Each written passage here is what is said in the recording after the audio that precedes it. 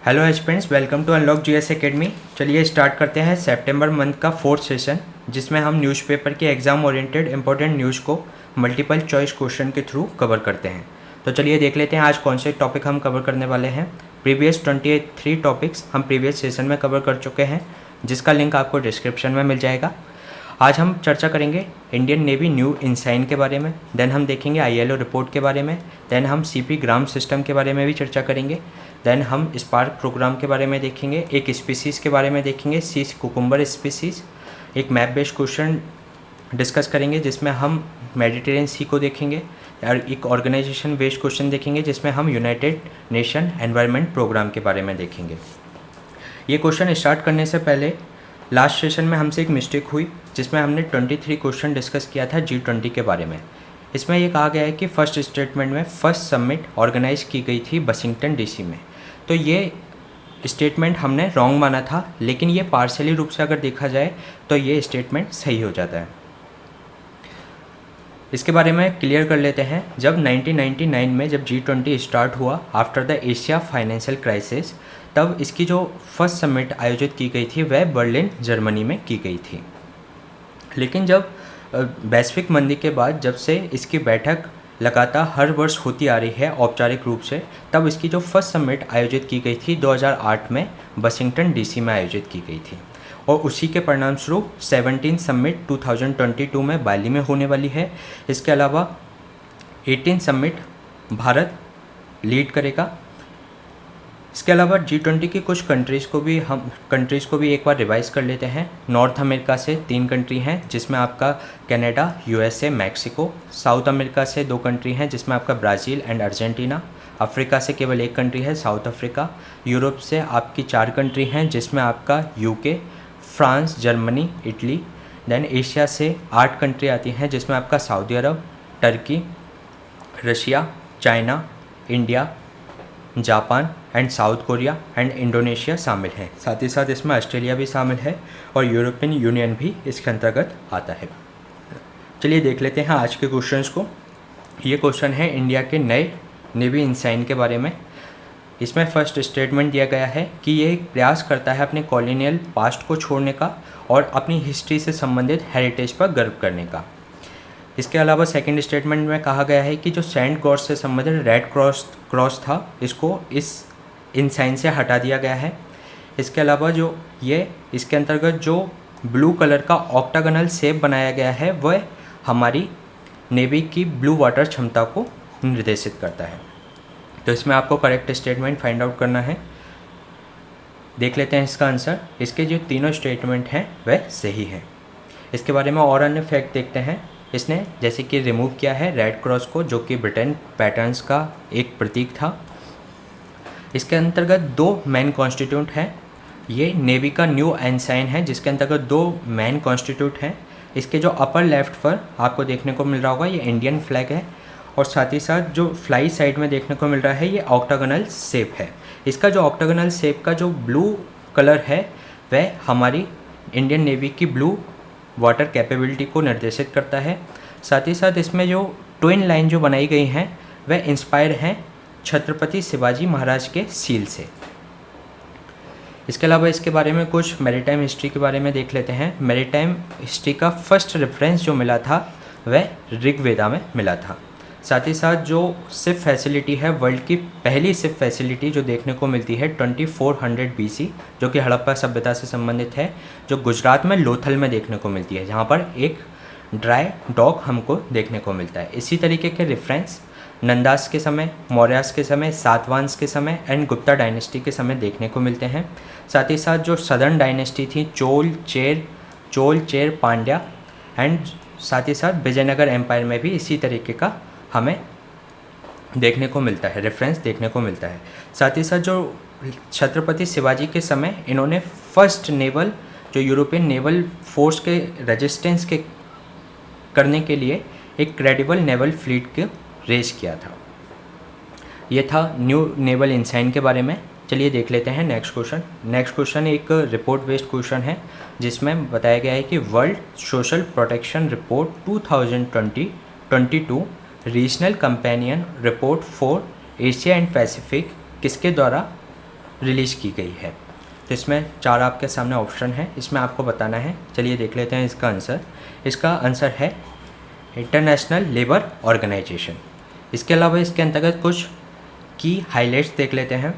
इस रिपोर्ट ने बताया कि एशिया पैसिफिक रीजन में 50.59% पॉपुलेशन ऐसी है जिसके पास अभी तक कोई भी सोशल प्रोटेक्शन नहीं है। साथ ही साथ इसने ये भी बताया कि इस रीजन में जो सोशल प्रोटेक्शन के लिए 7.5% जीडीपी ही खर्च किए जाते हैं, जबकि हाफ ऑफ द कंट्रीज़ में तो 2.6% और उससे लेस ही किए जाते हैं। जबकि ग्लोबल एवरेज हम देखें तो ये ग्लोबल एवरेज 12.9% है। इसके अलावा इंडिया की अगर हम बात कर लें तो इंडिया में केवल 24.4% इंडियंस के पास ही सोशल प्रोटेक्शन बेनिफिट्स हैं, जबकि बांग्लादेश देश के पास भी आपके 28.4% पॉपुलेशन के पास सोशल प्रोटेक्शन बेनिफिट्स अवेलेबल हैं।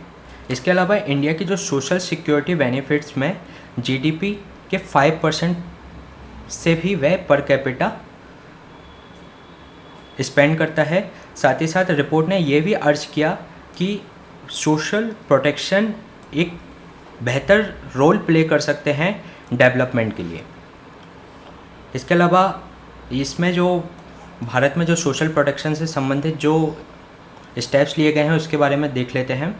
अभी जो सोशल सिक्योरिटी कोड को लागू किया गया है, जिसमें एग्जिस्टिंग जो हमारे 44 से ज़्यादा लेबर लॉज थे उनको उसमें 4 कोड्स में शामिल किया गया है, जिसमें से एक कोड है सोशल सिक्योरिटी कोड। साथ ही साथ इसमें जो एक्सटेंड की गई है सोशल सिक्योरिटी सारे एम्प्लॉयज़ के लिए एंड वर्कर्स के लिए।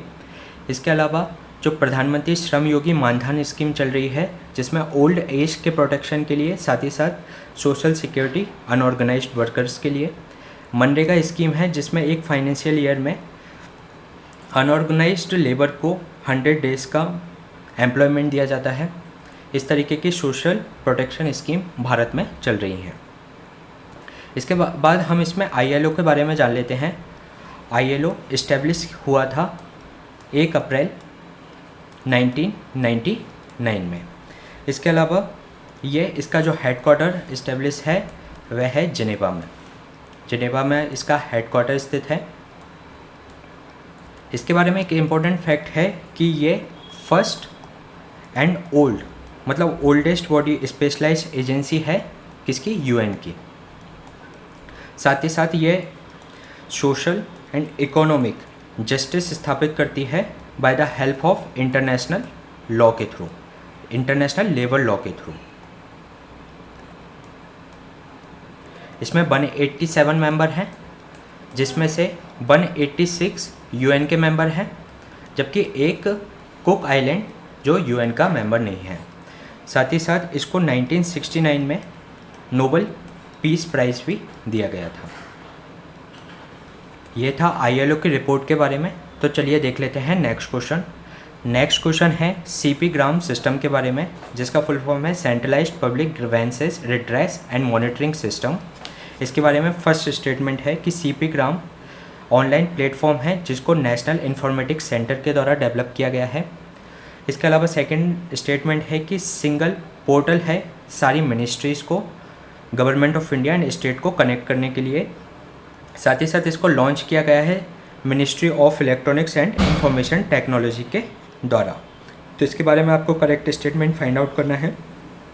इसमें देख लेते हैं, इसका आंसर 1 और 2 ओनली है। थर्ड स्टेटमेंट इसलिए गलत है क्योंकि ये मिट्टी के द्वारा नहीं बल्कि ministry of personnel public grievances and pension के द्वारा इसको लॉन्च किया गया है। इसके बारे में अन्य फैक्ट्स और देख लेते हैं। ये CP ग्राम एक ऑनलाइन प्लेटफॉर्म है जिसको नेशनल इंफॉर्मेटिक्स सेंटर ने बनाया है। ये 24/7 सिटीजन्स की ग्रीवेंसेस एंड सर्विस डिलीवरी के लिए अवेलेबल है। ये एक सिंगल पोर्टल है, कनेक्ट करता है सभी मिनिस्ट्री एंड डिपार्टमेंट को, और लॉन्च किया गया है ministry of personnel public grievances and pension के द्वारा। इसके अलावा इसको इंटरकनेक्ट किया गया है उमंग एप्लीकेशन के साथ भी। अभी ये इसलिए चर्चा में था क्योंकि UIDAI ने टॉप किया है अपने इससे संबंधित रिजोल्यूशंस को, केसेस को रिजॉल्व करने में। तो ये था CP ग्राम सिस्टम के बारे में। नेक्स्ट देख लेते हैं क्वेश्चन स्पार्क प्रोग्राम के बारे में। स्पार्क का फुल फॉर्म है studentship programme for Ayurveda research ken programme.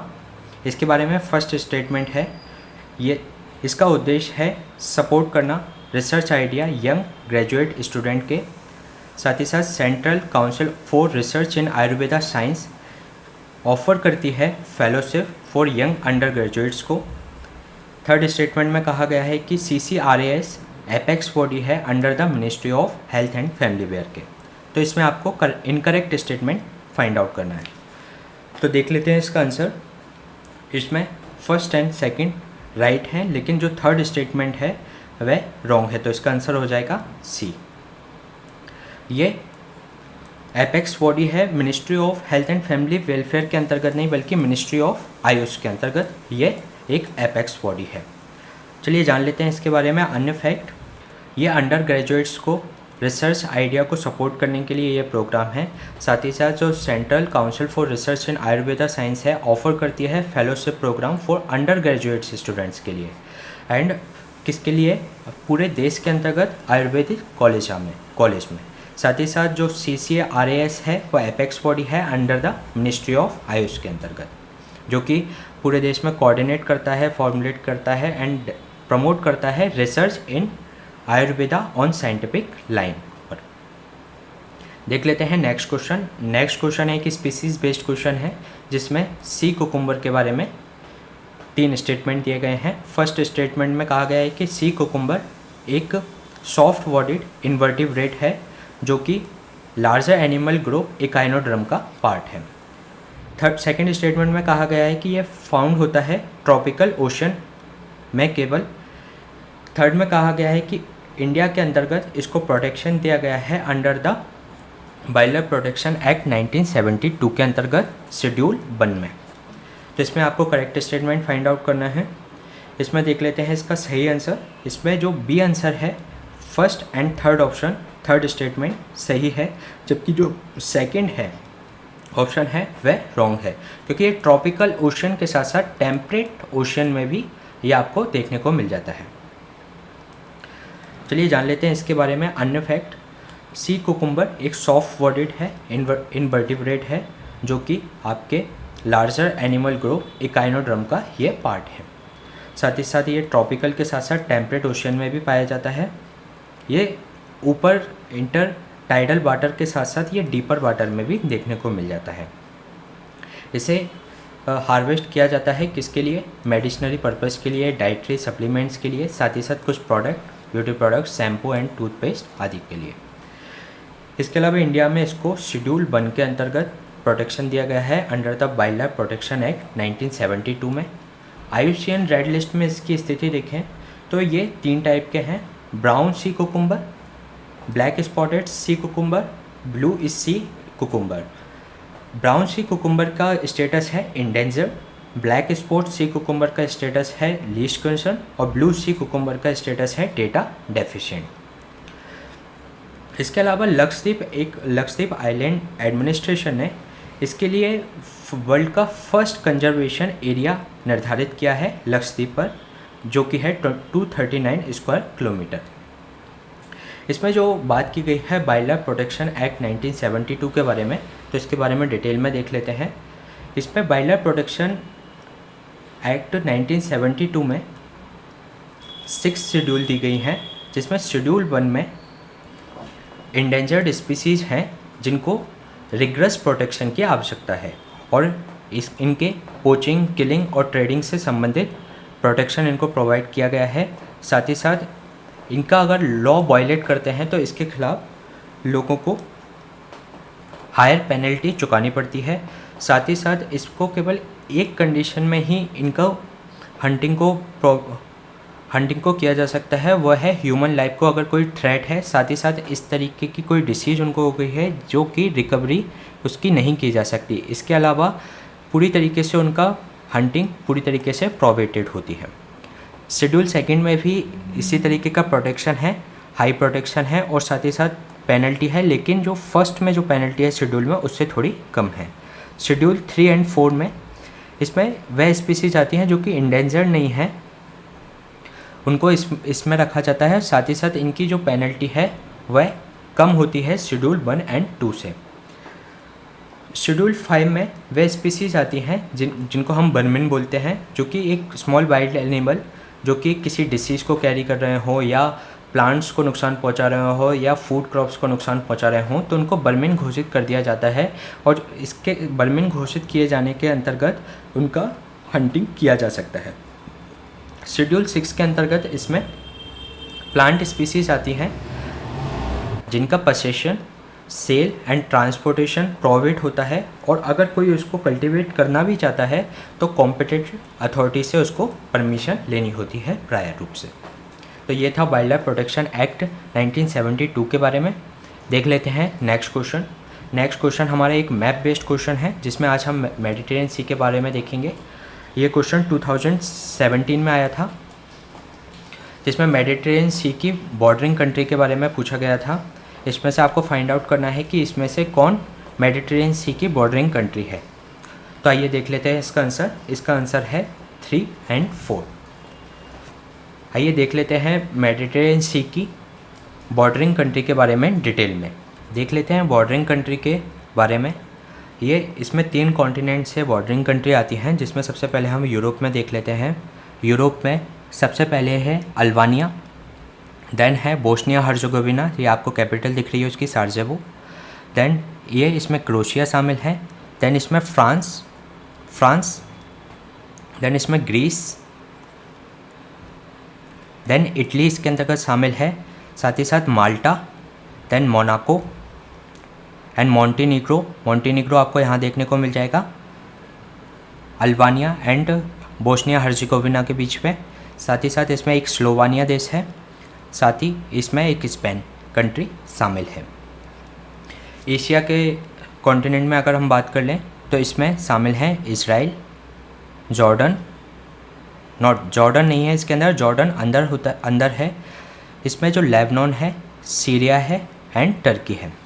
तो इसमें जो सेकंड ऑप्शन में ये क्वेश्चन में ये पूछा गया था जॉर्डन इसकी बॉर्डरिंग कंट्री है, तो जॉर्डन इसकी बॉर्डरिंग कंट्री नहीं, बल्कि जॉर्डन इसको टच नहीं करती। इसके अलावा अफ्रीका में देख लें तो अफ्रीका में Morocco, Algeria, Tunisia and Egypt and Libya शामिल हैं। इस तरीके से इसकी 21 कंट्री मेडिटेरियन सी को टच करती हैं। ये था हमारा मेडिटेरियन सी। नेक्स्ट देख लेते हैं एक ऑर्गेनाइजेशन बेस्ड क्वेश्चन, जिसमें हम यूनाइटेड नेशन एनवायरनमेंट प्रोग्राम के बारे में बात करेंगे। फर्स्ट स्टेटमेंट उसके बारे में है कि ये एक लीडिंग ग्लोबल एनवायरनमेंट अथॉरिटी है जो कि इस्टेब्लिश की गई थी 5 जून 1972 को। सेकेंड स्टेटमेंट में कहा गया है कि एडेप्टेशन गैप रिपोर्ट रिलीज़ की जाती है यूनेप के द्वारा। बीट पॉल्यूशन एक मेजर कैंपेन है यूनेप का। तो इसमें आपको करेक्ट स्टेटमेंट फाइंड आउट करना है। देख लेते हैं इसका आंसर। इसमें तीनों ऑप्शन जो हैं इसके सही हैं। आइए जान लेते हैं यूनेप के बारे में। यूनाइटेड नेशन एनवायरनमेंट प्रोग्राम ये इस्टेब्लिश किया गया था 5 जून 1972 को, आफ्टर द स्टॉकहोम कन्वेंशन 1972 के बाद। इसके अलावा एक लीडिंग ग्लोबल एनवायरनमेंट अथॉरिटी है। ये ग्लोबल एनवायरनमेंट एजेंडा सेट करती है, साथ ही साथ उसको आगे प्रमोट करने का प्रयास करती है। ये कई सारे रिपोर्ट्स रिलीज करती है, जिसमें से emission gap report, adaptation gap report, global environment outlook report, frontiers report and investment into healthy planet report. Major campaigns इसके द्वारा चलाए जा रहे हैं। Beat pollution UN 75 world environment day 5 जून को हर साल आयोजित किया जाता है। कब से? 1973 से 5 जून को हर साल आयोजित किया जाता है World environment Day. Wild for Life ये campaign United Nation Environment Programme के द्वारा चलाए जा रहे हैं। साथ ही इसका जो हेडक्वार्टर है वह नैरोबी केन्या में है। बात कर लेते हैं यूनाइटेड नेशन एनवायरनमेंट असेंबली के बारे में। यूनाइटेड नेशन एनवायरनमेंट असेंबली एक गवर्निंग बॉडी है यूनाइटेड नेशन एनवायरनमेंट प्रोग्राम की। ये highest level decision making body है एनवायरनमेंट से संबंधित, और इसका द्विवार्षिक रूप से अधिवेशन होता है ग्लोबल एनवायरनमेंट पॉलिसी और इंटरनेशनल एनवायरनमेंट लॉ को प्रिपेयर करने के लिए। साथ ही साथ ये क्रिएट की गई थी, कभी इसको यूनाइटेड नेशन एनवायरनमेंट असेंबली को क्रिएट किया गया था, ये क्रिएट की गई थी 2012 में, जब Rio+20 रियो डी जेनेरियो में आयोजित किया गया था United nation conference on sustainable development. 5 जून को वर्ल्ड एनवायरनमेंट डे बनाया जाता है। इस बार की इसकी थीम थी ओनली वन अर्थ, और इस बार जो इसकी होस्ट कंट्री थी वह थी स्वीडन। तो ये था यूनाइटेड नेशन एनवायरनमेंट प्रोग्राम के बारे में। इसी तरीके के सेशन हम आपके बीच में लाते रहेंगे। Please stay tune and subscribe the unlock GS academy. Thank you.